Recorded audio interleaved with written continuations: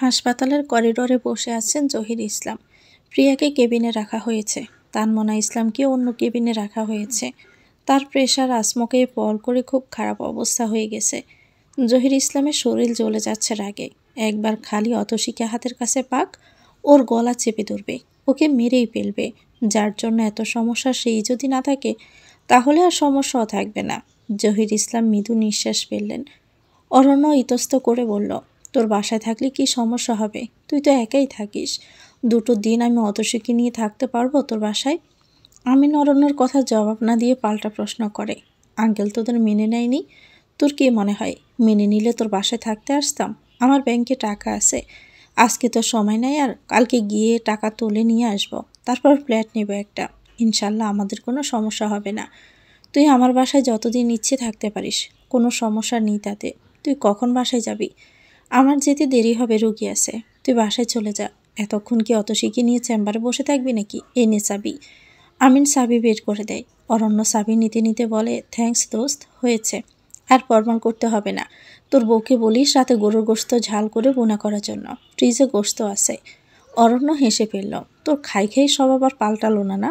পাল্টাবেও না। আচ্ছা আমি বলবো নি ওকে রান্না করতে। গেলাম, ওকে। অতসীকে নিয়ে চেম্বার থেকে বেরিয়ে পড়ে ওরা।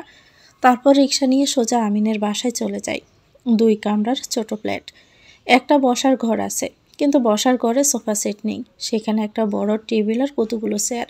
টেবিলের উপর ওষুধপত্র, সিরিঞ্জ দেখে মনে হচ্ছে এখানেও ছোটোখাটো একটা চেম্বার খুলে ফেলেছে আমিন। অতসী বলল, উনি এখনো বিয়ে করেনি? না। বয়স তো কম না ওনার, তাহলে বিয়ে করে না কেন? আমি কিভাবে বলবো? ওর ব্যাপার এটা। আপনি কিছু বলেন না? অরণ্য আশ্চর্য হয়ে বলল, আমি কি বলবো? না মানে ফ্রেন্ডরা প্রেশার দেয় না বিয়ে করার জন্য, ওরকম আর কি। বিয়েটা যার যার ব্যক্তিগত ব্যাপার অতসী। হয়তো ব্যাচেলার লাইফটাকে সুখে আছে, এই জন্যই আর বিয়ে করার কথা ভাবে নাই। সবাই তো আর আমার মতো তাড়াতাড়ি বিয়ে করে গলায় দড়ি চোলায় না, তাই না? অতসী মুখ খুলে যায়, চোখের দৃষ্টি হয় তীক্ষ্ণ। অরণ্য কি বলে ফেললো বুঝতে পেরে দাঁত দিয়ে জিভ কাটে। আর চোখে অতসীর দিকে তাকাতে অতসী ভয়ঙ্কর রাগী গলায় বলল, আমাকে বিয়ে করে গলায় দড়ি জ্বলাইছেন? অরণ্য আরেকবার নিজের জিভ খাটল, বলল, এই যা, তা কখন বললাম? আমি তো অন্যদের কথা বলছি। অন্যদের কথা বলছেন আর নিজেকে নিয়ে তুলনা দেন নাই? আচ্ছা সরি, দুঃখিত আমি। অতসী কড়া চোখে তাকিয়ে রইল অরণ্য দিকে। ক্ষণকাল পার হতেই সে হেসে উঠল। অরণ্য ব্রুকুটি করে বলল, হাসলে কেন? অতসী ঠোঁটের হাসি দীর্ঘ করে বলে, মাত্র বিয়ে হলো, এখনো দুজন দুজনকে ভালো করে চিনি না, জানি না, অথচ এর মধ্যেই ঝগড়া। অতসীর কথা শুনে অরণ্য হাসে, বলে, ঝগড়া না, খুনসুটি আর কি। ওই হলো একটা, বাট এত দ্রুত দুজনে মিশে গেছি, মনে হচ্ছে কত বছর ধরে একসঙ্গে আছি দুজনে, তাই না? তাই। আচ্ছা আপনি ফ্রেশ হয়ে নিন, বিছানা যা অবস্থা, আমি একটু ঘরটা গুছিয়ে ফেলি। ঠিক আছে। শোনো, রাতে গরুর জাল গোশত খেতে চেয়েছে আমিন, করতে পারবে? হ্যাঁ পারবো। তাহলে করে ফেলিও, আমারও গরুর গোশতটা বেশি ভালো লাগে। আচ্ছা করব, আপনি যান, ফ্রেশ হয়ে আসুন। অরণ্য আমিনের গামছা নিয়ে বাথরুমে ঢুকে গেল। অতসী দক্ষ হাতে চটপট বিছানা গুছিয়ে ঘর ঝাড়ু দিয়ে ফিরল। বিছানার সঙ্গে একটা ছোট্ট টেবিল লাগানো, সেই টেবিলের উপর নানান ধরনের বইয়ের স্তূপ। অতসী সেগুলো গুছিয়ে ফেলল।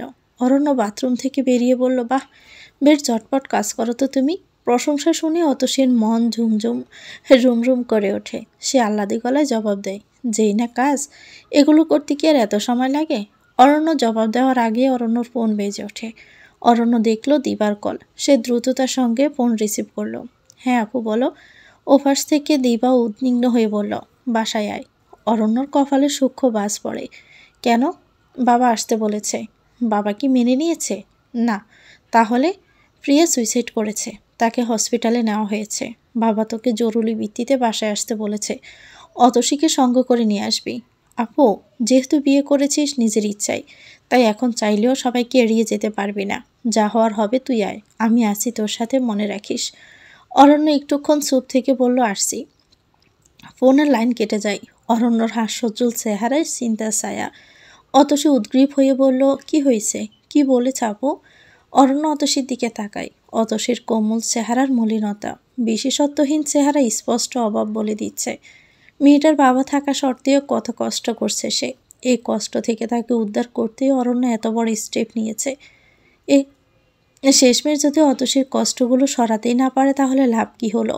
অরণ্য মনে মনে বলে, হে আল্লাহ, আপনি দয়া করুন আমাদের উপর। মেয়েটাকে একটা সুন্দর জীবন দিতে চাই, আপনি রহম করুন। অতসী পুনরায় জিজ্ঞেস করে, কি চুপ করে আছেন কেন? বলুন না কি বলেছে আপু। অরণ্য ঠান্ডা গলায় বলে, তোমার বোন সুইসাইড করেছে, তাকে নাকি হসপিটালে রাখা হয়েছে। আমাকে তোমাকে আমার আব্বু বাসায় যাইতে বলছে, ওখানে যাওয়ার পর কি হবে আমি জানি না। অতসী কথাটা শোনা মাত্র বিছানায় ধপ করে বসে পড়ল। মাথা ঘুরছে তার। শোকগুলো হাতের মুঠোয় পেয়েও কি পারবে না শেষ পর্যন্ত? নিয়তি এত নিষ্ঠুর কেন? অরণ্য দৌড়ে এসে অতসীকে ধরে, ব্যস্ত কণ্ঠে বললে, পড়ে গেলে কেন? তুমি ঠিক আছে তো? অতসী দুর্বল গলায় জবাব দেয়, আমার মনে হচ্ছে আপনাকে আমি হারিয়ে ফেলব। অরণ্য ধমক দিয়ে ওঠে, এসব কি ধরনের কথা? আলতু ফালতু কথা একদম বন্ধ, বুঝছো? এত সহজ না আলাদা করা। ভয় হচ্ছে আমার। অরণ্য অতসীর পাশে বসে অতসীর হাত দুটো নিজের হাতের মুঠোয় নেয়। আশ্বাসের গলায় বলে, তুমি ঠিকই বলছিলে অতসী, তুমি আমার কপালেই লিখিয়াছিলে, নয়তো এত দ্রুত এত কিছু হতো না। আর আমি যে এরকম ছিলাম, নিজের ইচ্ছা সবার বিরুদ্ধে গিয়ে বিয়ে করা আমার কল্পনারও বাহিরে ছিল। তুমি আমার সাহস অতসী, আমার শক্তি এখন থেকে। আমার সাহসকে আমি এত সহজে হারতে দিব না। তুমি চিন্তা করো না, সব ঠিক হবে। আগে গিয়ে দেখি। অতসী বড় সাপায়। অরণ্যর হাত আরও শক্ত করে চেপে ধরে নিচ থেকে। অরণ্য ফের বলে, ভয় নেই, আমি আছি, আল্লাহ আছেন, কোনো ভয় নেই। অতসী ঠোঁটে হাসি ফোটানোর চেষ্টা করে বলল, চলুন তাহলে যাওয়া যাক। সোফায় জহির ইসলাম, ইকবাল, মামুন, রশিদ, কামাল বসে রয়েছেন। তাদের সামনের সোফায় বসে আছেন রফিক সাহেব।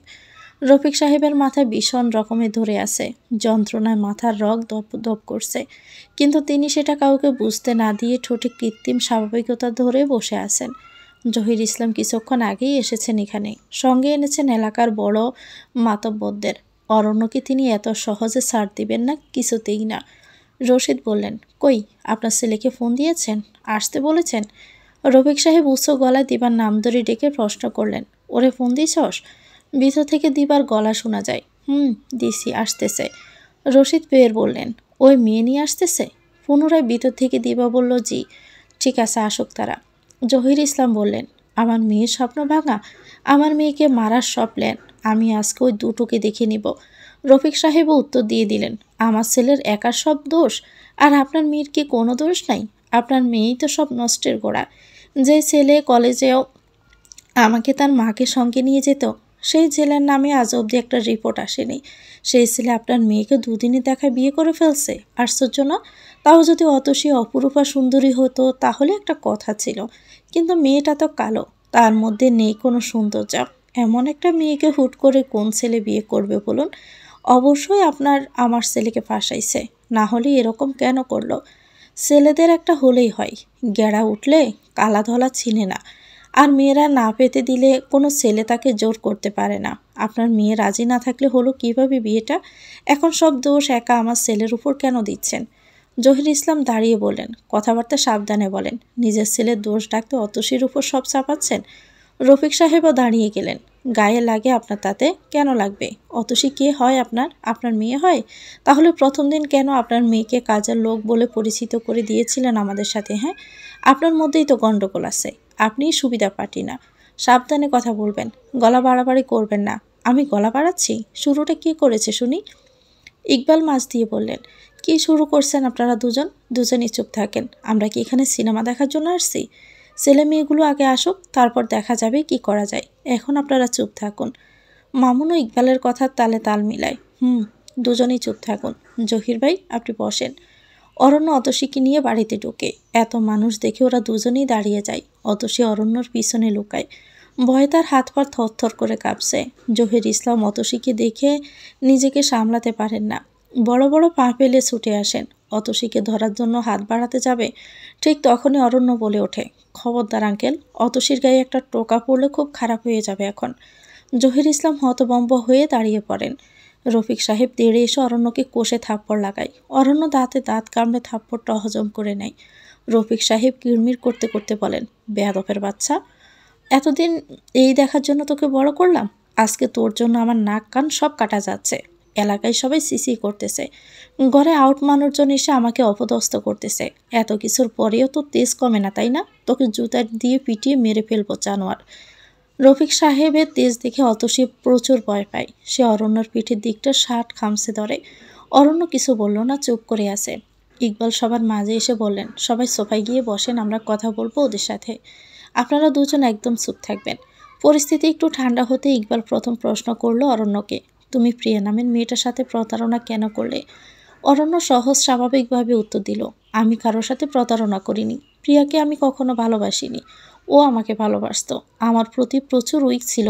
আমাকে প্রপোজও করেছিল, আমি রাজি হইনি। পরবর্তীতে ওর পাগলামি দেখে এটা ভাবলাম যে একটা চান্স দেই মেয়েটাকে। তখন আমার ফ্যামিলিতেও আমার জন্য মেয়ে দেখছিল, তাই সবাইকে বলছিলাম প্রিয়ার কথা। আমি ওর সাথে কোনো হারাম সম্পর্কে জড়াতে চাইনি। চেয়েছিলাম একদম বিয়ে করে ফেলতে। বিয়ের পর না হয় ওকে জানবো, চিনবো, প্রেমে পড়বো বা ভালোবাসবো। কিন্তু তার আগেই ওর মেন্টালিটি আমাকে বিবেকে বাধা দিয়ে দেয়। আমি এমন কাউকে চাইছি যে আমার কেয়ার করবে, আমাকে খুব ভালোবাসবে, যার কাছে আমি তার পৃথিবী থাকবো। কিন্তু আমি এমন কাউকে চাইনি যে হৃদয়হীনা নিষ্ঠুর নির্দয় ব্যক্তি, যার ভালো মানুষটা উপরে উপরে, ভিতরের তলা মানসিক বোধের দিক থেকে শূন্য। প্রিয়াকে বিয়ে করে ফেললে আমার পুরো জীবনটাই নষ্ট হয়ে যেত। এজন্যই আমি প্রিয়াকে ফোনে বলেছিলামও, আমি এই সম্পর্ক আর রাখতে পারবো না। আমি বিয়ে করব অতসীকে। তারপর আমি অতসীকে বিয়ে করেছি। একদিক থেকে ভাবলে কিন্তু এটাই দাঁড়ায় যে আমি ওকে জানিয়েই অতসীকে বিয়ে করেছি। তোমার লম্বা লেকচার বন্ধ হয়েছে? অতসী, তুমি অরণ্যর পিছন থেকে সামনে আসো, আমার মুখোমুখি হও। অতসী ভয়ে ভয়ে অরণ্যর পাশে দাঁড়ালো। অরণ্য এক হাত দিয়ে শক্ত করে ধরে আছে অতসীকে। অতসীকে সাহস দেওয়ার চেষ্টা করছে। সে দেখে কামাল বাজখাই গলায় বললেন, ওর হাত ছাড়ো, এখানে সব বড়রা বসে আছে। অরণ্য কাটা কাটা গলায় বলল, নিজের বিয়ে করা স্ত্রীর হাত পুরো পৃথিবীর সামনে ধরে রাখলেও কোনো সমস্যা হয় না। কামাল জবাব দিলেন না, বিড়বিড় করে বললেন, ছেলেটা চূড়ান্ত বেয়াদব। ইকবাল আবার অতসীকে প্রশ্ন করলেন, তোমার নিজের বোনের ঘর ভাঙতে তোমার বিবেকে বাঁধল না? এলাকায় ছেলের অভাব পড়েছে নাকি? যদি এতই কামড়ানি উঠেছিল তাহলে কুত্তার কাছে যাইতা। অতসী চোখ বেয়ে টপ টপ করে পানি গড়িয়ে পড়ে। অরণ্য খেকিয়ে বলল, আঙ্কেল, একজোড়া প্রাপ্তবয়স্ক ছেলে মেয়েকে বিয়ের পর এভাবে ডেকে এনে নানান ধরনের ব্যক্তিগত প্রশ্ন করছেন, এটা কিন্তু অপরাধ। তারপরও আপনাকে যথেষ্ট সম্মান দিচ্ছি, তাই কথাবার্তায় হিসাব করে বলেন। এই ছেলে, তুমি চুপ থাকো, তুমি তো আসলেই অনেক বেয়াদব। আপনাকে। অতসী হাত দিয়ে অরণ্যর হাত চেপে ধরে জোরে, আর চুপ করতে ইশারা করে। অরণ্য চুপ হয়ে যায় কোনো কথা না বাড়িয়ে। অতসী চোখের জল মুছে নেয়। তারপর বলে, প্রথমেই ভুল বলছেন আপনি। আমার কোনো বোন নাই, কোনো মা নাই, আর না কোনো বাবা আছে। কোনো পিতা তার মেয়েকে অন্যদের সামনে কাজের লোক হিসাবে পরিচয় করিয়ে দিতে পারে না। দুই মেয়ের মধ্যে বৈষম্য করতে পারে না। ছোট মেয়ে চাইলে কলিজাটাও বের করে দেয়, আর আমার বেলায় সব নিষিদ্ধ। মা হয় চাঁদের আলোর মতো স্নিগ্ধ, ফুলের সুবাসের মতো পবিত্র।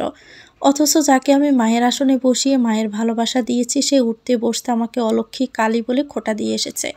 পান থেকে চুন খসলেই আমাকে মেরেছে। একবার প্রিয়া একটা 6 বাটির কাঁচের সেট ভেঙে ফেলে রাগ করে, তাকে কেউ কিচ্ছু বলেনি। আর আমি একবার ধুতে গিয়ে ভুলবশত একটা চা খাওয়ার ছোট কাপ ভেঙে ফেলি, দেখে আমাকে 2বার মারা হয়। রাতে বাদ দেওয়া হয় না, ঘুমানোর সময় কাঁথা বালিশ কিছুই দেয় না। সে রাত আমি মাটিতে ঘুমিয়ে শরীরের যন্ত্রণা পার করছি। আমার চেয়ে বাড়িতে পোষা কুকুররা হয়তো ভালো জীবন পার করে। আমার মা যখন চলে যায় আমি তখন ছোট। মায়ের চেহারাও আমি চিনতাম না, যদি না আমার কাছে একটা ছবি থাকতো তার। আমার দাদি ছবিটা দিয়েছিল, এখনও সেই ছবি যত্ন করে রেখে দিয়েছি। মা চলে যাওয়ার সঙ্গে আমার তো কোনো যোগসূত্র ছিল না, তবুও প্রিয়ার মা কথায় কথায় আমায় বলতো, মা যেমন পতিতা, মেয়েও বড় হয়ে পতিতাবৃত্তি শুরু করবে। তখন কেমন লাগতো আমার, সেসব কি আপনাদের বোঝাতে আমি পারবো? আজকে আমি আমার ছোট বোনের হবু হাজবেন্ডের সঙ্গে বিয়ে করেছি দেখে আপনারা আমাকে ডেকেছেন, আমাকে নিয়ে নোংরা মন্তব্য করছেন। অথচ যখন আমার বোন রাতে লুকিয়ে লুকিয়ে ঘরের বাহিরে চলে যেত, আমাকে বসিয়ে রেখে যেত পাহারায়। যদি কাউকে কথা বলতাম, তবুও আমার বাজেভাবে ফাঁসিয়ে খুব মার খাওয়াতো। তখন আপনারা কই ছিলেন? কই ছিল আপনাদের বিচার সভা? আব্বু, তোমাকে একবার বলছিলাম না প্রিয়া রাতে কোথায় জানি চলে যায়, ওর মতিগতি ভালো না। তুমি বিশ্বাস করেছিলে আমার কথা? উল্টো প্রিয়া বলেছিল আমি নাকি ওর টাকা চুরি করছি। তোমার কাছে ও বিচার দেওয়ার আগেই ওকে ফাঁসিয়ে দিচ্ছি, এসব বলে তোমার হাতে আমাকে মার খাওয়াইছিল। তুমি সেদিন খুন্তি গরম করে আমার হাতে পোড়া দিছিলা, তোমার মনে আছে? এই দেখো, হাতের তালুটা এখনও কালো আমার। অথচ ডান হাতের তালু মিলে দেখাই, সেখানে স্পষ্ট খুন্তির শেপ, কালো দাগ। সবাই হা হয়ে দেখে দাগটা। অতসীর ঠোঁটটা ভিজে গেছে, চোখের পাতাও ভিজে জুবো থুবো। সে তবুও বলে চলে, বিশ্বাস করো আব্বু, জন্ম দিলে বাবা মা হওয়া যায় না। বাবা মা হওয়ার জন্য যে পবিত্র মনে দরকার তার মধ্যে তোমার ছিল না। কিন্তু আফসোস আমার জন্য ছিল না। তুমি আব্বু হতে পেরেছ, তবে আমার না, প্রিয়ার। অতসী হাউমাউ করে কেঁদে ওঠে। অরণ্য নিজেরও চোখ বেজে উঠেছে। সে হাত দিয়ে অতসীকে নিজের কাছে টেনে নেয় আরও। ইকবাল কড়া গলায় প্রশ্ন করেন, জহির ভাই, আপনার মেয়ে যা যা বলল এসব কি সত্যি? আপনি আপনার মেয়ের উপর অত্যাচার করতেন? জহির ইসলাম কোনোই জবাব দিতে পারলেন না। রাগে তার গা জ্বলে যাচ্ছে। জহির ইসলামকে জবাব দিতে না দেখে ইকবাল পুনরায় কড়া সুরে প্রশ্ন করেন, জবাব দেন ভাই, আপনার মেয়ে যা বলছে তা কি সত্যি? জহির ইসলাম আমতা আমতা করেন, ওর দোষ ঢাকার জন্য আমাদের পাশাচ্ছে। এতটুকু কি বুঝতে পারছেন না আপনি? ইকবাল কিছু বলার আগে অতসী অসীম সাহস নিয়ে বলে ওঠে, আমি তোমাকে পাশানোর জন্য এসব করছি আব্বু। তুমি সেদিন ওনার পরিবারের সামনে আমাকে কাজের লোক বলো নাই? আঙ্কেল আপনি বলুন, আপনাদের সামনে কি আমাকে কাজের লোক বলছিল কি না? রফিক সাহেব হতভম্ব গলায় বললেন, হ্যাঁ বলেছে তো। আমি যদি মিথ্যে বলি, তোমাকে ফাঁসানোর চেষ্টা করি, তাহলে তুমি আমাকে কাজের লোক বলছিলা কেন সেদিন? বলো এখন। জহির ইসলাম প্রচণ্ড জোরে ধমক লাগান অতসীকে, এই তুই চুপ কর, একদম নাটক করবি না। অতসী তাচ্ছিল্য ভরা হাসি ফোটালো মুখে, বলল, সত্যি সত্যি হাত পড়ছে না? এখন তো এসব নাটকই হবে, ড্রামা, এগুলোই হবে। তোমার থেকে এসবের চেয়ে আর কি বেশি আশা করব বলো তো আব্বু? তোমাকে আব্বু বলেও বা ডাকছি কিসের জন্য? তুমি তো প্রিয়ার আব্বু, আমার না। জহির ইসলাম ক্রোধে কাঁপতে থাকেন। আগুন চোখে অতসীর দিকে তাকিয়ে রইলেন। অরণ্য সেই দৃষ্টি উপেক্ষা করে বলল, এভাবে কি দেখছেন? অতসীকে মারবেন? আসেন, মারেন পারলে। আগে অতসীর কেউ ছিল না, এখনও স্বামী আছে। আর বিয়ের পর বাবা মায়ের থেকে স্বামীর অধিকার বেশি হয়। কথাটা বোধহয় জানেন না। রফিক সাহেব অরণ্যকে ধমক লাগায়, এই তুই এত পটর পটর করিস কেন? মাছ দিয়ে মুখে টেপ মেরে বসে থাক। অন্যায় দেখলে মুখ বন্ধ করে রাখা যায় না, মুখ আপনা আপনিই খুলে যায়। তারপর কথা থামিয়ে ইকবালকে উদ্দেশ্য করে বলে, আঙ্কেল, আপনার প্রশ্ন করা পালা কি শেষ? তাহলে আমরা চলে যাই। এখানে দাঁড়িয়ে থেকে এসব তামাশা দেখার প্রয়োজন মনে করি না। ইকবাল ক্রুর দৃষ্টি নিয়ে অরণ্যকে দেখে। 4 আঙ্গুলের ছেলে, হাঁটুর সমান তার, অথচ তেজ কত! অবশ্য এখন তো বয়সেই তেজ দেখানোর। এই বয়সে রক্ত গরম থাকে, নিজেকে দুনিয়ার বাদশা বাদশা বলে মনে হয়। সেও তো তার যৌবনে কম মারামারি কাটাকাটি করেনি। ইকবাল অরণ্যর কথা জবাব দিলেন না। তিনি তার সঙ্গে আনা অন্যদের উদ্দেশ্য করে বললেন, কি করবেন এখন? মেয়ে তো নিজেই বাপের বিরুদ্ধে। মামুন বলল, মেয়ে যেহেতু প্রাপ্তবয়স্ক হয়েছে আর নিজের ইচ্ছে বিয়ে করেছে, তাহলে সেখানে আমার আর কি বলবো? আর জহির ভাইয়ের ব্যাপারে যা বলল তা শুনে মনে হলো বিয়ে করে ঠিকই করেছে, নিজের জীবন নিজে গুছানোর চেষ্টা করছে। কামাল বললেন, চলন ভাই উঠি, এখানে আর থেকে কি করব? ছেলেমেয়েরা যদি পরে থানা যায়, আমাদের বিরুদ্ধে অভিযোগ করে, তখন কিন্তু ঝামেলা আছে। ইকবাল বললেন, তা তো আছেই। তিনি জহির ইসলাম আর রফিক সাহেবকে উদ্দেশ্য করে বললেন, আমরা তাহলে উঠলাম। আপনাদের পরিবারের ব্যাপারে আবার আপনারাই সামলান। জহির ইসলাম হতবাক হয়ে পড়েন। ব্যস্ত গলায় বললেন, আমার মেয়ের সাথে এত বড় অন্যায় হয়েছে, আর আপনারা কিচ্ছু করবেন না? ইকবাল জবাব দেওয়ার আগে অরণ্য নিজের ফোন বের করে জোর গলা দিয়ে বলল, আমার কাছে প্রমাণ আছে। ফেসবুকে প্রিয়া আমাকে যেসব মেসেজ দিছে সেগুলো সব আছে। ওগুলো দেখলে বুঝবেন আমি প্রিয়াকে প্রস্তাব দিয়েছিলাম নাকি ও দিছিল। তাহলে আমি কিভাবে ওকে ঠকালাম? আমি তো সম্পর্কই গড়তে চাইনি। ওর পাগলামি দেখে ভাবছিলাম যাই হোক, এখন ওর আসল রূপ দেখে ওর সাথে সম্পর্ক গড়া তো দূরের কথা, কথা বলার ইচ্ছাটাই আমার নাই। ইকবাল, মামুন, কামাল সবাই উঠে দাঁড়ালেন। জহির ইসলাম মামুনকে বললেন, আপনি বেশি ঝামেলা করেন না, নিজেই ফাঁসবেন। ওরা ম্যাচিওর ছেলে মেয়ে, ওরা নিজেদের মতো বিয়ে করেছে, এটা বর্তমানে আইনে জায়েজ। ওদের ডিস্টার্ব করবে যারা, সেটাও না জায়েজ। বোঝাতে পারছি? জহির ইসলাম সঙ্গে সঙ্গে একটা বিশ্রী গালি দিয়ে দিল সবার উদ্দেশ্যে। মুখে বললেন, আপনারা 5 আটা কুত্তা ছাড়া কিছুই না। আসছে সমাজের মাথা, ন্যায় বিচার তো করতেই পারে না। এখন 10,000 টাকা বের করে দিলে ঠিকই আমার পক্ষে হয়ে কথা বলতেন। টাকার গোলাম। সবার মুখ থমথমে হয়ে উঠল। ভিতরের ঘর থেকে কারো হাসির আওয়াজ ঠিক তখনই কানে ভেসে আসে। গলাটা দিবার। রফিক সাহেব উচ্চ গলায় রাম ধমক মারেন, হাসি বন্ধ করো। সঙ্গে সঙ্গে দিবার হাসি বন্ধ হয়ে যায়। ইকবাল বলেন, কথাবার্তা সাবধানে বলেন ভাই, আপনার ডাকেই কিন্তু আসছি আমরা। মামুন বললেন, আসেন তো যাই আমরা, এই ব্যাটার মাথায় শর্ট সার্কিট হয়েছে বোধ হয়। ইকবাল বললেন, ঠান্ডা হন, দুনিয়ায় আরও অনেক ছেলে আছে। নিজের মেয়েকে বুঝিয়ে শুনিয়ে ভালো জায়গায় বিয়ে দেন, ওদেরকে ওদের মতো থাকতে দেন, নিজেকে ঝামেলায় জড়াইয়েন না, সমস্যা আছে। জহির ইসলাম দ্বিতীয়বার ভয়াবহ একটা গালি দিয়ে বলেন, প্রচুর সমস্যা আছে আমার। যান, বিদায় হন এখান থেকে, আপনাদের আনাই আমার ভুল হয়েছে। কাজের কাজ তো কিচ্ছু হলো না, বেহুদা আমার সময় নষ্ট। ইকবাল আবার কঠিন গলায় বললেন, আর একটা বাজে কথা বলবেন এখানে মেরে যাব, ফালতু লক্ষ্য থাকার। ওরা সবাই একত্রে বেরিয়ে যায়। জহির ইসলাম এক নাগাড়ে গালাগালি করে যাচ্ছেন রাগের মাথায়। অতসীর গা গোলাচ্ছে, বমির মতো লাগছে। সে করুণ চোখে অরণ্যর দিকে তাকিয়ে পিস করে বলল, বাসায় চলুন, আমার দম বন্ধ হয়ে আসছে। অরণ্য রফিক সাহেবকে বলল, গেলাম আব্বু। ওরা দুই কদম আগাতে জহির ইসলাম তেড়ে এলেন। অরণ্য কিছু করার আগে অতসীর গলা চেপে দৌড়লেন দুহাতে। এত শক্ত করে দৌড়লেন অতসী শ্বাস নিতে পারেন আর, দম বন্ধ হয়ে যাওয়ার জোগাড়। অরণ্য আত্মচিৎকার করে উঠল, ছাড়েন ওকে, ছাড়েন আপনি, ছাড়তে বলছি কিন্তু, ওকে ছেড়ে দেন। জহির ইসলামকে টেনেও সরানো যাচ্ছে না। অরণ্যর এত জিদ চড়ে মাথায়, সে দিক বেদিক হারিয়ে ফেলে। জহির ইসলামের গালে ঠাটিয়ে সর লাগায় তৎক্ষণাৎ। মুখ দিয়ে বলে চলে, তার বাচ্চা, তো সাহস হলো কি করে আমার অতসীর গলা চেপে ধরার? তোকে মানা করছিলাম না, বলছিলাম না অতসীর গায়ে একটা টোকা পড়লে খারাপ হয়ে যাবে? তারপরেও তুই ওর গলা চেপে ধরছিস।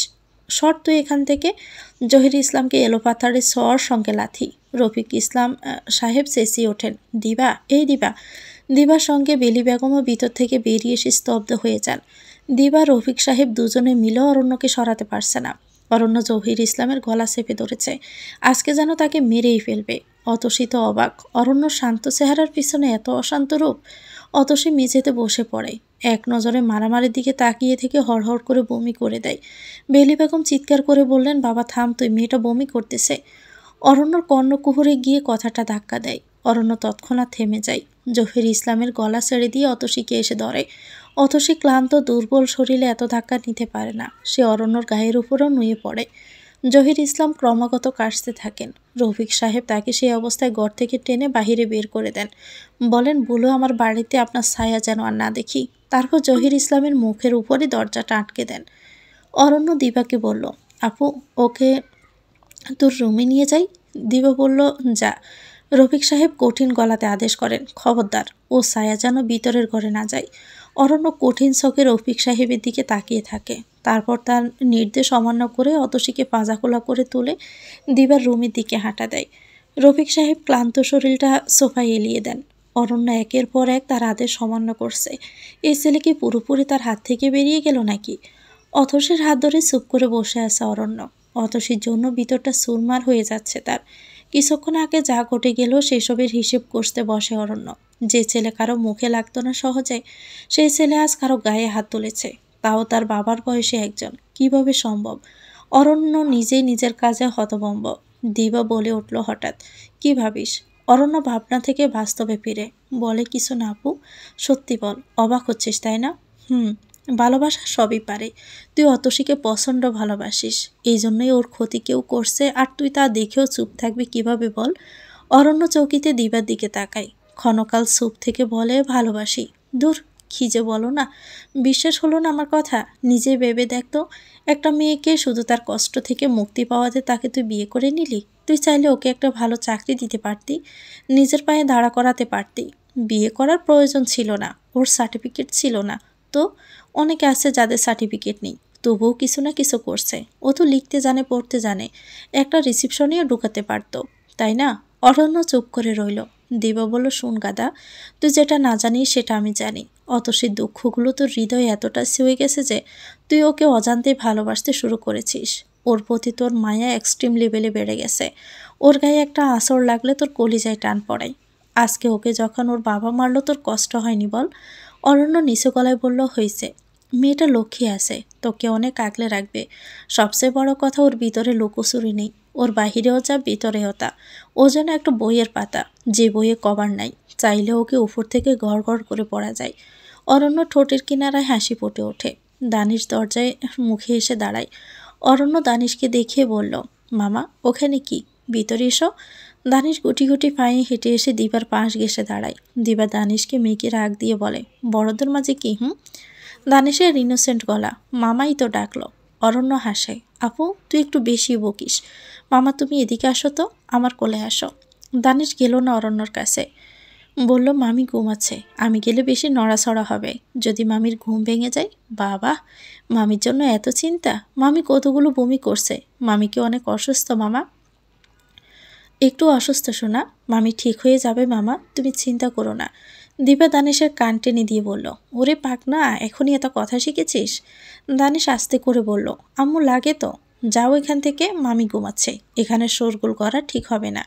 আচ্ছা যাই তো, কান ছাড়ো আগে, আম্মু লাগে তো। দিবা খিলখিল করে হেসে দানিশের কান ছেড়ে দেয়। দানিশ গোমরা মুখেই চলে যায়।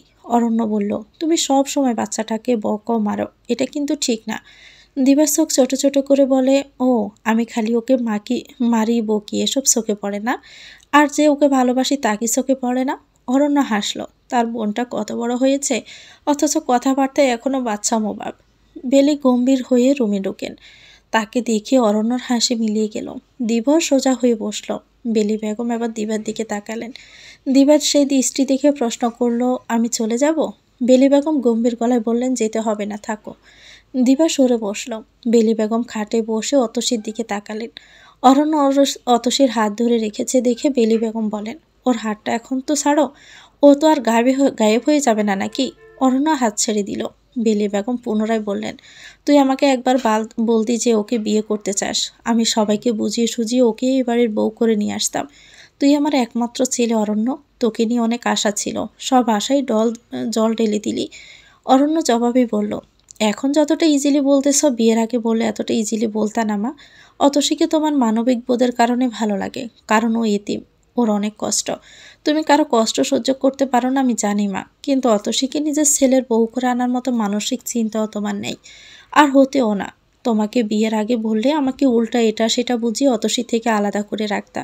এই জন্যই কাউকে জানানোর রিস্ক নেই, ডাইরেক্ট কাম সেরে ফেলছি। কথা শেষ করে অনন্য দাঁত বের করে হাসলো। বেলি বেগম গর্জে উঠলেন, একদম হাসবি না, খবরদার। মা একটু আস্তে, ও ঘুমাচ্ছে। বিলি বেগমের চোখে ভরে উঠল। নিজের পেটের ছেলের কাছে আজ অন্য মেয়ের এত কদর। বেলি বেগম নাক টেনে কড়া গলায় বললেন, এ মেয়েকে নিয়ে এক্ষুনি বিদায় হবি তুই। অরণ্য বলল, জাগক, তারপর চলে যাব। না, এত সময় দিব না, এক্ষুনি যাবি। এক্ষুনি মানে এক্ষুনি। দিবা মাছ দিয়ে বলল, মা তুমিও দেখি বাবার মতো তারছেঁড়া কথা বলতেছ। বেলি বেগম দিবার দিকেও কঠিন দৃষ্টি তাক করে বললেন, তোকে মাতব্বরি করতে কে বলেছে? তোকেও বিদায় করতে হবে। আবার বিয়ে দিব তোর দ্বারা, খুব শীঘ্রই দিব। দিবা তাঁত কিরমির করে উঠল। বলল, এ ফালতু ফেসল ছাড়ার কোনো কথা নাই তোমাদের? এত বিয়ে দেওয়ার শখ থাকলে আব্বুকে বিয়ে করাও, যাও নিজে সতী নিয়ে আসো, আমার কানের কাছে বিয়ে করবা না। দিবা গজগজ করতে করতে বেরিয়ে গেল গজ ছাড়াই। বেলি বেগম ঠিক তখনই কেঁদে ফেললেন। বলেন, তোরা দুই ভাই বোনের কাছে আমার মর্যাদা কতটুকু বলতো? প্রিয়ার জ্ঞান ফেরার পর থেকে সে হাতের কাছে যা পাচ্ছে তাই ছুঁড়ে ফেলছে মেঝেতে। চিৎকার করে করে কাঁদছে। বারবার বলছে, তুই প্রতারক অতসী, তুই বেঈমান, তোকে আমি মেরে ফেলবো, তুই আমার জীবন ছিনিয়ে নিয়েছিস। জহির ইসলাম মুখ কাসুমাসু করে দরজার কাছে এসে দাঁড়ান। তাকে দেখা মাত্র প্রিয়ার কান্না দ্বিগুণ হয়। জহির ইসলামের বুকে চ্যাত করে ওঠে। তিনি দৌড়ে প্রিয়ার কাছে চলে যান। প্রিয়ার মাথা নিজের বুকে চেপে ধরেন। প্রিয়া খুব কাছে আর বলছে, বাবা, ও বাবা, আমার জীবন ফিরিয়ে দাও বাবা, আমার জীবন এনে দাও। অতসী আমার জীবন কেড়ে নিল বাবা, আমি কিভাবে বাঁচবো এখন বলো তো? অতসী কেন এমনটা করলো? কেন করলো? আমি কি করেছি ওর? বলো বাবা, ও কেন এমনটা করলো? আমার যে আর সহ্য হচ্ছে না বাবা, এই দম নেওয়া অনেক ভারী হয়ে গেছে আমার জন্য। আমি আর কাঁদতে পারছি না বাবা, আর কাঁদতে পারছি না। আমি অরণ্যকে চাই, অরণ্যকে চাই আমি। হঠাৎই প্রিয়া গর্জে উঠল। বেডের পাশে দাঁড়িয়ে থাকা স্যালাইনের স্ট্যান্ডটা সে ধাক্কা দিয়ে ফেলে দিল মেঝেতে। জহির ইসলাম চমকে উঠলেন। দুইজন নার্স ব্যস্ত পায়ে কেবিনে ঢুকল। তারা জোর করে প্রিয়াকে ঘুমের ইঞ্জেকশন দিয়ে ঘুম পাড়িয়ে দেয়। জহির ইসলামের চোখ মুছলেন। তার ভিতরের আগুন ধাউ ধাউ করে জ্বলে উঠল প্রিয়ার বিবর্ণ মুখ দেখে। তিনি কেবিনের বাহিরে বেরিয়ে কাউকে ফোন করলেন। বললেন, যত টাকা লাগে দেব, শুধু অতসীর কাটা মাথা চাই। শীত যেন তার সবটুকু নিংড়ে নিংড়ে ঢেলে দিচ্ছে প্রকৃতিতে। হাড়ে হাড়ে কাঁপুন টের পাচ্ছে অরণ্য। একটা ভারী কম্বল নিজের শরীরের সঙ্গে আশির পৃষ্ঠে জড়িয়ে রেখেছে, তবুও সে কাঁপছে। কাঁপছে অতসীও। অরণ্য উপায়ন্ত না দেখে অতসীকে নিজের শরীরের সাথে মিশিয়ে নেয়। তাদের মধ্যকার দূরত্ব কমে শূন্যের কোঠায়। দুজনের মাঝ দিয়ে বাতাসও যাচ্ছে কিনা সন্দেহ। অতসী ফিটফিট করে চোখ খুলে সঙ্গে সঙ্গে আবার বন্ধ করে ফেলে। অরণ্য উদ্বিগ্ন গলায় জিজ্ঞেস করে, ঠিক আছে তুমি? চোখ খোলো। অতসী সময় নিয়ে চোখ মেলে। তীব্র লাইটের আলোয় তার চোখ জ্বালা করছে। মাথার ভিতর সূক্ষ্ম এক ধরনের ব্যথা ছড়িয়ে পড়েছে। অতসী জড়ানো ও দুর্বল গলায় প্রশ্ন ছড়ে দেয় অরণ্যর দিকে, কোথায় আমরা? আমিনের বাসায় আছি। তুমি উঠতে পারবে অতসী? তোমার ফ্রেশ হওয়া দরকার। পারবো। অতসী অরণ্যর সহায়তায় ধীরে ধীরে উঠে বসে। অরণ্য অতসীর এক হাত খুব শক্ত করে চেপে ধরে আসে, আরেক হাত দিয়ে অতসীর বাহু আগলে ধরে। অতসী হুট করে লজ্জায় পড়ে যায়। অরণ্যর এভাবে কাছে আসাটা তার ভিতরটা তোলপাড় করে দেয়। ভালোবাসার এক অদ্ভুত দহনে তার শরীর মন ফুটতে শুরু করে। শরীরের রন্ধে রন্ধে শিরায় শিরায় ভালোবাসার শিহরণ ছড়িয়ে পড়ে। অরণ্য ধরে ধরে অতসীকে বাথরুম পর্যন্ত এগিয়ে দেয়। বলে, বালতিতে গরম পানি আছে, তুমি হাত মুখ ধুয়ে নাও, ঠান্ডা পানি একদম লাগাবা না। এমনিতে শরীরে যে ব্যথা, ঠান্ডা পেলে ব্যথা আরও চেপে ধরবে। যে ঠান্ডা পড়ছে তাতে ঠান্ডা পানি ছোঁয়াটাই বেআইনি। অতসীর কথা শুনে অরণ্য হু হু করে হেসে ফেলল। বেআইনি? পানি ছোঁয়া ইলিগেল হয়? ঠান্ডার সময় ঠান্ডা পানি ছোঁয়া ইলিগেলই হয়। ভীষণ অদ্ভুত অদ্ভুত কথা বলো তো তুমি। যাও ফ্রেশ হয়ে নাও। আচ্ছা। অতসী বাথরুমের দরজা বন্ধ করে দিল। অরণ্য রুম থেকে বেরিয়ে যায়। টেবিলে খাবার লাগাতে হবে। রাত কম হয়নি। অতসীকে দ্রুত খাইয়ে ঘুম পাড়াতে হবে। মেয়েটার উপর দিয়ে যে দখল গেছে, তবে শারীরিক দখলের চেয়ে মানসিক দখলটাই তার বেশি। অতসী খাবার টেবিলে গিয়ে প্রচণ্ড অবাক হয়। গরম গরম গরু গোশতের ধোয়া, মন নাড়িয়ে দেওয়া ঘ্রাণ। অতসী অবাক হয়ে বলল, আপনি রান্না করেছেন? সব কিছু স্বামীর দিকে নিতে শিখে গেছে এখনই? বাহ বাহ, আমাকে কি চোখে পড়ে না? ফাঁস দিয়ে বলে ওঠে আমিন। অতসী ঠোঁটে হাসি জ্বলিয়ে বলল, আপনি রেঁধেছেন ভাইয়া? আমিন চেয়ারে বসতে বসতে বলল, আমি ব্যাচেলার মানুষ, রান্নাবান্নায় পিএইচডি ডিগ্রি অর্জন করে ফেলেছি। অরণ্য বলল, আমি কিন্তু রাঁধতে পারি না অতসী। আপনার রাঁধতেও হবে ও বা কিসের জন্য? আমি আছি কি করতে? তবুও রান্নাটা ভাবছি শিখব, নানান সময়ে নানান কাজে দিবে। যেমন এই ধরো তুমি অসুস্থ বা কোথাও গেছো, আমার তখন রেঁধে খেতে হবে না? অতসী হেসে বলল, অসুস্থ হলে ভিন্ন কথা, তবে আপনাকে ছেড়ে কোথাও আমি যাচ্ছি না। আমিন অরণ্য আর অতসীকে এক নজর দেখে নিয়ে অরণ্যকে বলে, এত দ্রুত তোমরা যেভাবে সহজ হয়ে গেছো, একে অপরের প্রতি যে মহব্বত দেখাচ্ছ, সরি টু সে, কিন্তু আমার বিশ্বাসই হচ্ছে না যে তোমরা মাত্র কয়েকদিনের পরিচিত মানুষ। দেখে মনে হচ্ছে কত বছর যাবৎ তোমরা একে অন্যের সাথে থেকে আসছো। অতসী আমিনের কথায় লজ্জায় মাথা নামিয়ে হাসে। অরণ্য অতসীর দিকে তাকিয়ে বলে, এই জিনিসটা আমরাই বুঝতেছি না, তোকে আর কি বলবো বল, আমি নিজেও কনফিউজড হয়ে আছি। কারোর সঙ্গে এত দ্রুত ইজি হওয়া আমার পক্ষে একদমই অসম্ভব ছিল। এটা তুই তো ভালো করেই জানিস। আমি তো জানি, আর জানি বলেই আরও বেশি অবাক হচ্ছি। একদিক দিয়ে কিন্তু ভালো হয়েছে, দ্রুত প্রিয় হয়েছি দুজনেই। অনেকে তো বিয়ের পর একে অপরকে চিনতে জানতে অর্ধেক জীবন পার করে দেয়। এজন্যই আমি বিয়ে করি না, নিজেকেই তো চিনি না, অন্যকে চিনব কিভাবে বল? অরণ্য কিছু বলার জন্য মুখ খুলছিল, তার আগে অতসী ধমকে বলে ওঠে, কি লাগাইছেন দুজনে, খাওয়ার সময় এত কথা? তারপর অরণ্যকে উদ্দেশ্য করে আবার বলে, আগে খেয়ে নিন, তারপর গবেষণা করিয়েন। অরণ্য কণ্ঠে দুষ্টুমি রেখা টেনে বলে, বাবা কি ধমক, একদম খাঁটি বউ বউ ফিল হচ্ছে। আমিন বলল, সেম। অরণ্য চোখ রাঙায়, বউটা আমার, তোর না। আমিন হাসে, আমি কখন বললাম যে এই কথা? শোন, অতসী আমার বউ, তোর ভাবি। অরণ্য প্রথমে আমিনের কথার পেঁচে পড়ে বলে ফেলে, পর মুহূর্তে আমিনের কথার আসল অর্থ ধরতে পেরে তড়িঘড়ি করে বলে, না না, আমার বউ তোর ভাবি। বন্ধুরা বিয়ে করে একজন, বউ হয় সবার। আমার বেলায় এসব চলবে না।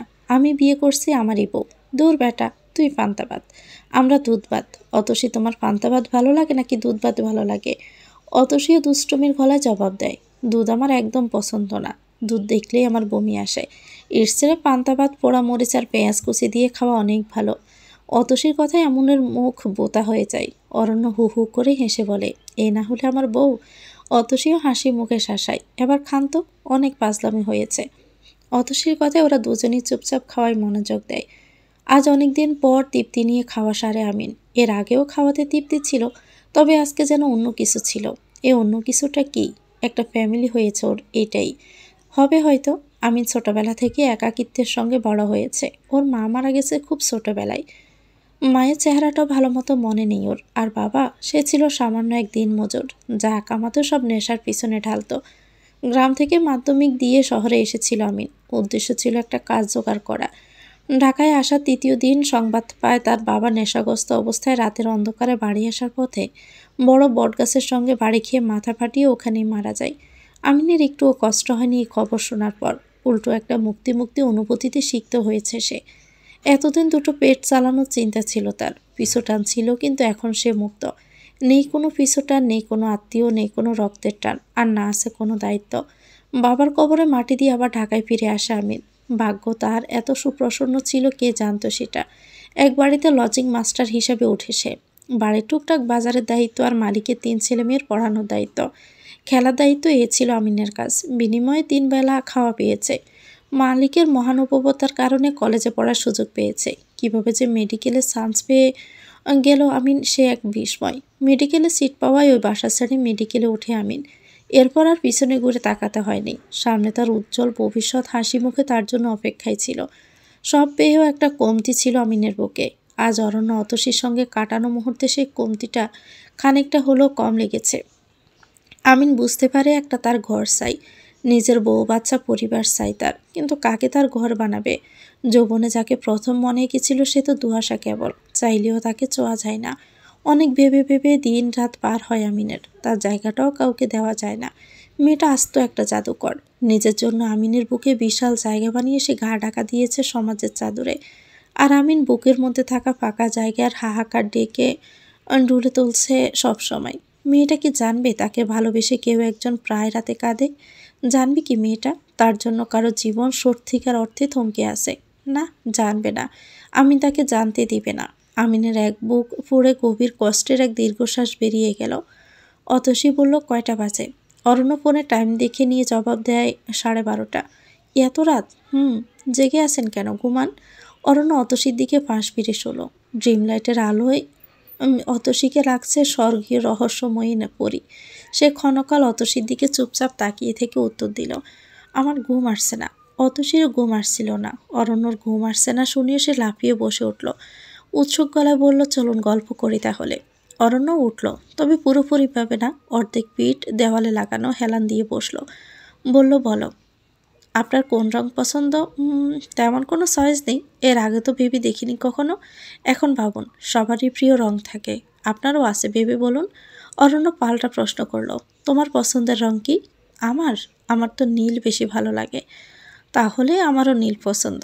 অথচ ভ্রুকুটি করে তাকাই, বলে, এটা কেমন কথা হলো? অরণ্য ইনোসেন্ট গলায় বলে, এখন থেকে তোমার যা পছন্দ আমারও তাই পছন্দ। তাই বুঝি?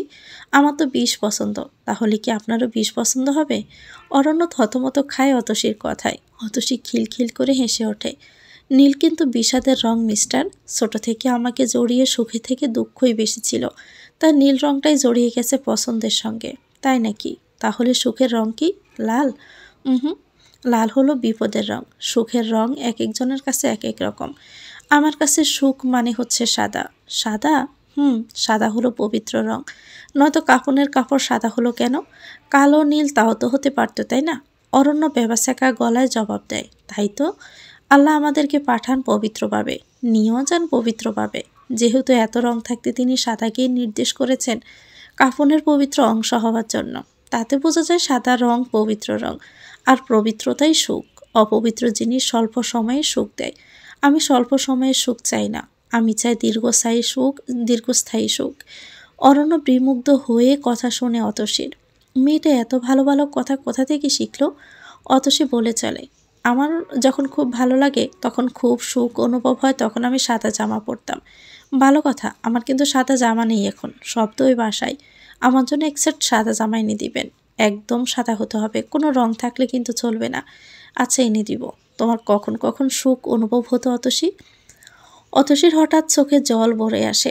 সে সময় নিয়ে নাক টেনে জবাব দিল, আমার শেষ যখন সুখ অনুভব হয় তখন আমার বয়স ছিল 7 বছর। আমি স্কুলের প্রতিযোগিতায় বাবাকে নিয়ে একটা কবিতা লিখেছিলাম।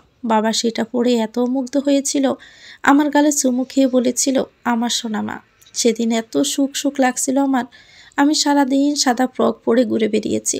এরপর আর কোনো দিন আমার সুখ অনুভূতি হয়নি।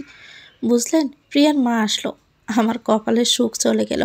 শেষ চরণটুকু বলতে গিয়ে অতসীর গলা ধরে আসে। সে ডোক গেলে কান্নাটুকু দমাবার চেষ্টা করে। অরণ্যর ভিতরটা মোচড় দিয়ে উঠল। সে দ্রুত অতসী দুহাত চেপে ধরে বলল, পুরনো কথা ভুলে যাও, বর্তমান নিয়ে ভাবো। ভবিষ্যৎ তোমাকে সুখ দিবে অতসী, কথা দিলাম। অতসীর ঠোঁটে হঠাৎই এক হাসি। কি অদ্ভুত নিখুঁত সে হাসির তীক্ষ্ণতা! অতসী বিড়বিড় করে শক্তিতে করে, পুরনো দিন বলা কি এত সহজ? যে যতটুকু করছে তাকে ততটুকুই ফিরিয়ে দিব আমি, ওয়াদা নিজের সঙ্গে। অরণ্য অতসীর কথা বুঝতে না পেরে ডাক দেয়, এ অতসী, কি বলছো? অতসী নড়ে চড়ে ওঠে। কই, না কিছু না তো। বিড়বিড় করলে যে। কিচ্ছু না, চলুন ঘুমিয়ে পড়ি। ঘুম পাচ্ছে। অরণ্য ফোনের আলো জেলে ঘড়ি দেখে। 1:15 বাজে। সময় কত দ্রুত গড়িয়ে যায়। সকাল সকাল নাস্তা সেরে আমিনের সঙ্গে অরণ্য বেরিয়ে পড়ল। ব্যাংক থেকে টাকা তুলতে হবে, অতসীর জন্য কিছু জামা কাপড় কিনতে হবে, বাসা ঠিক করতে হবে, নতুন বাসা গুছাতে হবে, কত কাজ। অবশ্য নতুন বাসার জন্য যেসব জিনিস কিনবে তা একা একা কেনা যাবে না। অতসী পই পই করে বলে দিয়েছে, আমি নিজের হাতে ঘর গোছাবো, ঘরের সব কিছু আমি নিজে গিয়ে কিনবো। আপনি পাকনামি করে একা একা কিনে আনবেন না কিন্তু, বলে দিচ্ছি। অতসীর কাজ নেই কোনো। একবার ভাবলো একটু ঘুমাবে, কিন্তু কিছুতেই ঘুম এলো না চোখে। অতসী টিভি ছেড়ে বসলো। অনেকদিন হলো টিভি দেখে না সে। অনেক দিন নাকি অনেক বছর। কত বছর? 4? এরকমই হবে। তার টিভি দেখার সময় ছিল কই? সারাক্ষণ এক একজনের ফরমাইশ পূরণ করতে করতেই তো দিন চলে যেত, রাত পুরাতো। দরজায় পর্বত দুবার টোকা পড়ে, কেউ এসেছে। অতসী দরজার কাছে গিয়ে দাঁড়িয়ে জিজ্ঞেস করে, কে? অপর পাশ থেকে আওয়াজ আসে, আমি দারোয়ান আপা, একটু দরজাটা খুলুন। অতসীর মাথায় ঘোমটা টেনে দরজা খুলতে হুড়মুড় করে দুজন লোক ভিতরে ঢোকে। দুজনের মুখ কালো কাপড়ে ঢাকা। অতসী ভরকে চায়। উদ্বিগ্ন নিয়ে চেঁচিয়ে বলে, কে কে আপনারা? লোক দুটো কথা বলে না। একজন দ্রুততার সঙ্গে অতসীর মুখ চেপে ধরে। অতসীর চেঁচানো এবার ঘুঙানির শব্দে পরিণত হয়। অপরজন পকেট থেকে দড়ি বের করে অতসীর হাত পা বেঁধে ফেলে দ্রুত। অতসী কাটা মুরগির মতো চটপট করতে তখন ব্যস্ত। একটা সূক্ষ্ম আলোর রেখা দূর থেকে ভেসে আসে, অস্পষ্ট আর আবছাভাবে।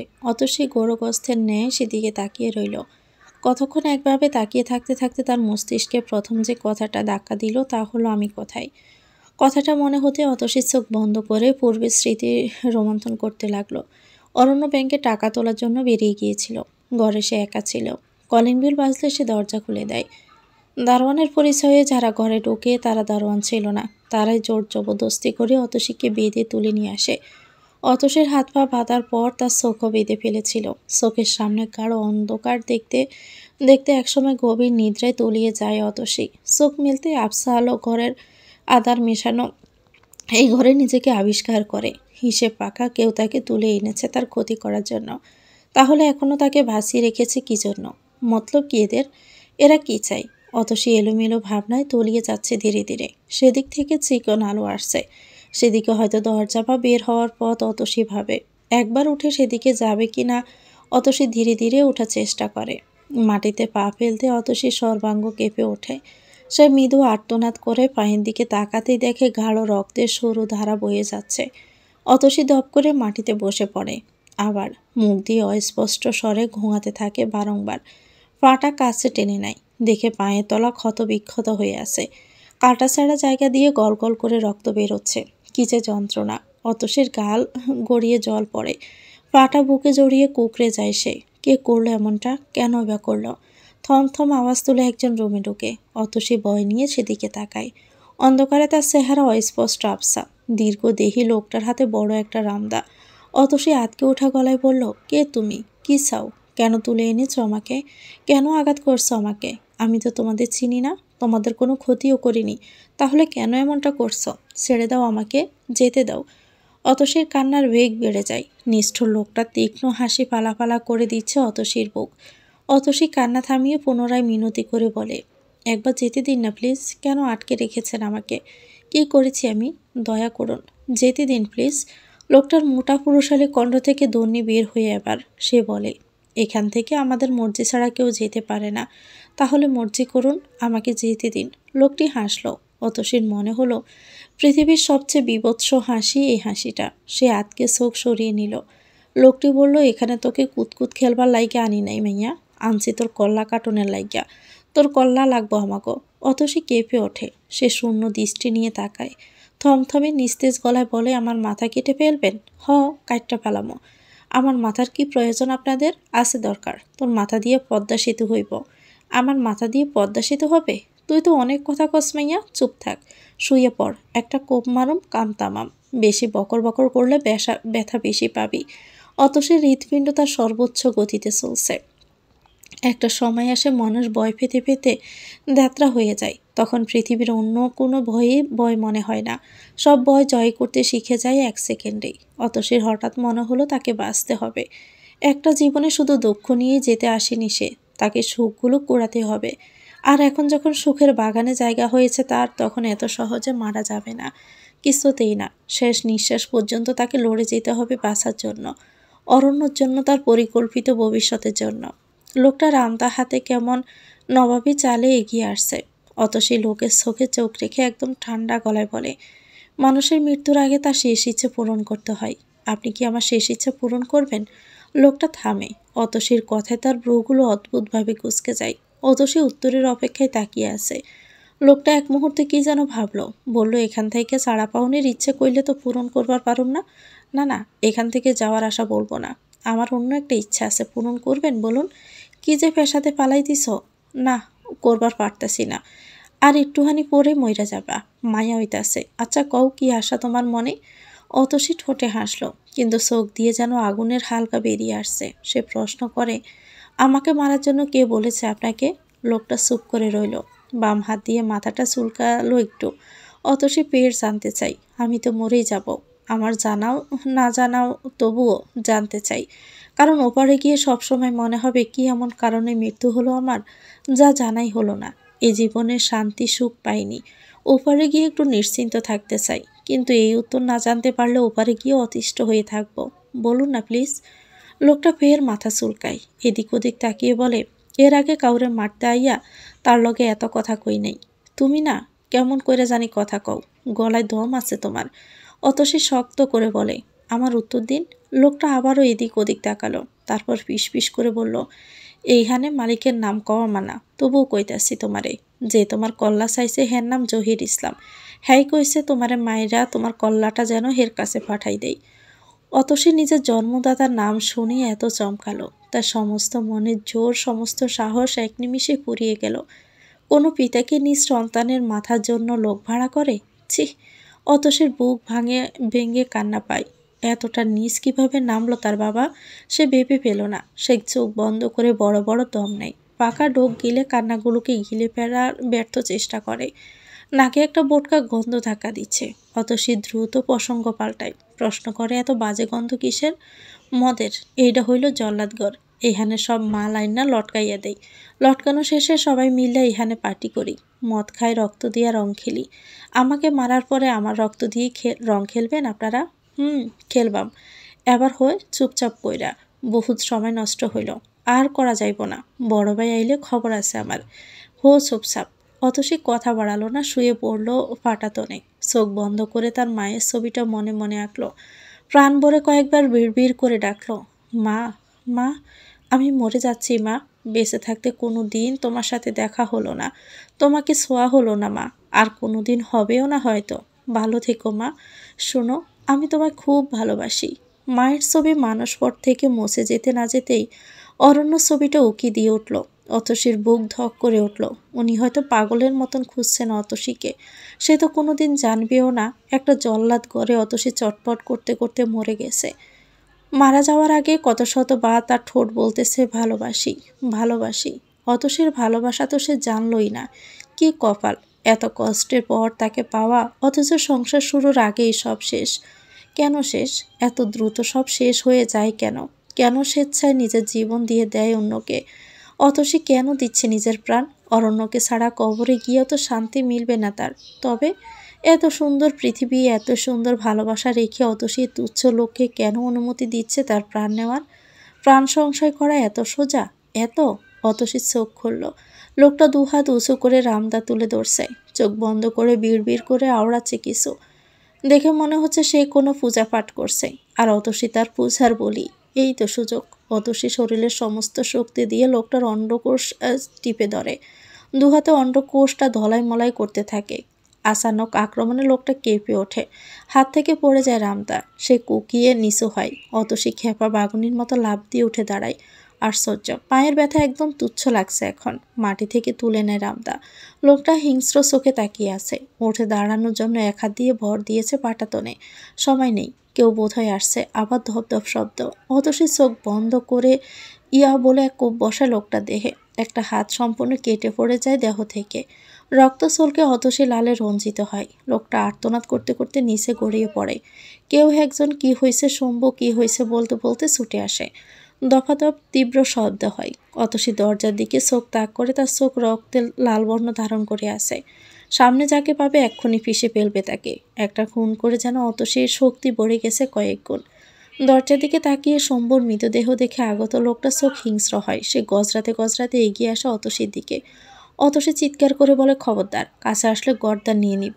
লোকটা মুখ কুঁচকে ভয়াবহ গালি দেয় অতসীকে। ছুটে আসতে থাকে অতসীর দিকে। অতসী দুহাত তুলে ধরে কোপানোর স্টাইল করে। লোকটা ঝড়ের গতিতে হুট করে চলে আসে। অতসী কী করবে বুঝতে পারে না।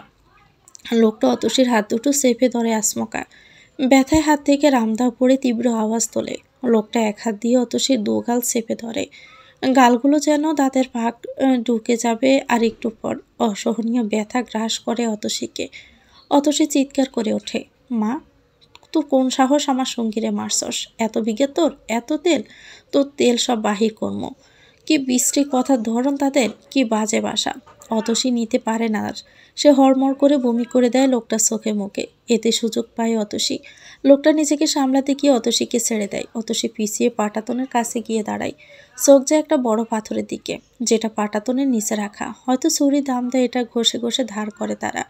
অতসী দ্রুততার সঙ্গে পাথরটা তুলে লোকটা এগিয়ে আসতে থাকে। আর দেরি না করে অতসী পূর্বের জোর নিয়ে পাথরটা ছুঁড়ে মারে লোকটার দিকে। মাথায় গিয়ে লাগে পাথরটা। লোকটা বসে পড়ে আহ করে। অতসী দৌড়ে গিয়ে রামদা তুলে নেয়। তারপর মুহূর্তের মাঝে রক্ত গড়িয়ে পুরো মাটি লাল হয়ে যায়। কত টুকরো করেছে সেই লোকটা জানে না। অতসী শুধু চোখ মিলিয়ে দেখে, কিছুক্ষণ আগে সে হিংস্র চোখ এখন বয়ে জমে খুলে আসে। নিস্তেজ প্রাণটা টুকরো টুকরো হয়ে পড়ে আছে। অতসী ধপ করে রক্তের মাটিতে বসে পড়ে। ঘাম ছুটে গেছে তার, হাত পা কাঁপছে থরথর করে। দুটো খুন করেছে সে, ভাবা যায়? অতসী নিজেকে সামলে উঠে দাঁড়ায়। একবার দেহগুলোর দিকে তাকিয়ে পিস পিস করে বলে, তোমাদের মারতে চাইনি, নিজেকে বাঁচাতে তোমাদের প্রাণ নিয়েছি, সরি। তারপর ছুটে বেরিয়ে যায় ঘরটা থেকে। অরণ্য মাথায় হাত দিয়ে বসে আছে। তার চোখ ফোলা, শান্ত দৃষ্টি। সকাল থেকে সারা জায়গায় তন্ন তন্ন করে খুঁজছে সে, অতসীর খোঁজ পায়নি। একটা মানুষ এভাবে গায়েব হয় কিভাবে? জহির ইসলামের কাছেও গিয়েছিল অরণ্য। তাকে মারার জন্য আবার ছুটে যায়। জহির ইসলাম এবার ভয় তো পেলেনই না, উল্টো বলেছেন অতসী অন্য কোনো ছেলের হাত ধরে বেঁকে গেছে। ও এরকমই মেয়ে, একটা পুরুষ দিয়ে হয় না ওর। অরণ্য চাইলে প্রিয়াকে বিয়ে করে নিজের লাইফ সেটেলড করতে পারে। যদিও অরণ্য তার গায়ে হাত তুলেছে, তার সাথে অনেক খারাপ আচরণও করেছে, তবুও সে অরণ্যকে ক্ষমা করে দিবে। কিন্তু অরণ্য জহির ইসলামের মুখে থুতু মেরে বলে এসেছে, বিয়ে করলে অন্য কাউকে করবে, তবুও তার ছোট মেয়ের মতো কাউকে করবে না। প্রিয়াকেও হাজারটা কথা শুনিয়ে দিয়ে এসেছে সে। এখন বসে আছে সাথে নিজ বাসায়। তার সামনে দিবা আর বেলি বেগম বসে আছেন। অতসীর উদাও হওয়ার খবর শুনে রফিক সাহেব বলছেন, আমি আগেই বুঝেছিলাম মেয়ে খারাপ, এখন হলো তো। এই সব খুইয়ে এসেছো আমাদের কাছে। বের হয়ে যাও আমার বাড়ি থেকে। তোমার বউ কোথায় গেছে তুমি জানো, তোমার ব্যাপার সেটা। আমাদের এসবের মধ্যে তুমি টানবা না। যে যাই বলুক, অরণ্য কিছুতেই বিশ্বাস করে না যে অতসী অন্য কারোর সাথে চলে গেছে। সে জানে তার মন বলছে অতসী খুব বড় কোনো বিপদের মধ্যে পড়েছে। অতসী যেখানেই আছে ভালো নেই। অতসীর খুব প্রয়োজন অরণ্যকে। অরণ্য ব্যথাতুর কণ্ঠে বিড়বিড় করে, কোথায় তুমি? কেন খুঁজে পাচ্ছি না তোমাকে অতসী? দিবা বলল, অতসীর পরিচিত কোনো বান্ধবী কি আছে? থাকলেও আমি জানি না। এ ব্যাপারে ওর সাথে কোনো কথা হয় নাই আমার। থানায় একটা মিসিং ডায়েরি কর। এখানে 2টা বাজে, হারানো 24 ঘন্টা না হলে মিসিং ডায়েরি করে না পুলিশরা। বলে সিস্টেম আমার। দিবা দীর্ঘশ্বাস ফেলল। তাহলে কি করবি আর? ওয়েট কর 24 ঘন্টা। ইম্পসিবল। অতসী এভাবে গায়েব হয়ে গেছে আর আমি ওয়েট করব? আমি নিজেই খুঁজবো ওকে। কিন্তু কোথায় খুঁজবি? অরণ্য গম্ভীর গলায় বলল, আমি জানি না আপু। ঠিক তখনই একটা ফোন আসে অরণ্যর নাম্বারে। অরণ্য বিচলিতভাবে ফোন ধরতে ওপাশ থেকে আকাশ ভয় আর আতঙ্ক নিয়ে অতিশ অনুরোধ করে, আমাকে নিয়ে যাও তুমি। হ্যালো, আমাকে নিয়ে যাও। অরণ্য ধপ করে উঠে দাঁড়ায়, প্রচণ্ড অবাক হয়ে বলে, তুমি কোথায়? তুমি অতসী? আমি জানি না এটা কোথায়। তুমি এই ভাইয়ের সাথে কথা বলো, এই নাও। অতসী একটা লোকের কাছে ফোন দেয়। লোকটা অরণ্যকে ঠিকানা দেয়। অরণ্য অতসীকে বলে, তুমি ওই লোকের সাথেই থাকো, আমি আসছি। অরণ্য উঠে দাঁড়ায়। দিবা চিন্তিত গলায় বলে, অতসীকে পেয়েছিস? আমি ওকে আনতে যাচ্ছি। আমি যাব তোর সাথে, আমাকে নিয়ে চল। অরণ্য দ্বিতীয়বার না ভেবে বলল, চলো আপু। ওরা যখন অতসীর কাছে পৌঁছালো তখন দেখলো একটা ছোট্ট বেঞ্চের মধ্যে রক্তাক্ত গায়ে অতসী গুটিসুটি মেরে শুয়ে আছে। তাকে ঘিরে মানুষের ভিড়। সবাই উৎসুক হয়ে দেখছে রক্ত লেগে থাকা এই মেয়েকে। কেউ কেউ তো এর মাঝেও অতসীর বিশেষ জায়গাগুলো নিয়েও ভাবতে ব্যস্ত। হায়রে মানুষ। তো ভিউয়ার্স, গল্পটির নাম হচ্ছে নারী। এটা গল্পের দ্বিতীয় অংশ। পরবর্তী অংশ পেতে চ্যানেলটিকে সাবস্ক্রাইব করে আমাদের সাথেই থাকবেন। ভিডিও ভালো লেগে থাকলে একটি লাইক দিয়ে দিবেন, কমেন্ট করে জানাবেন কেমন লেগেছে। আল্লাহ হাফেজ। আসসালামু আলাইকুম।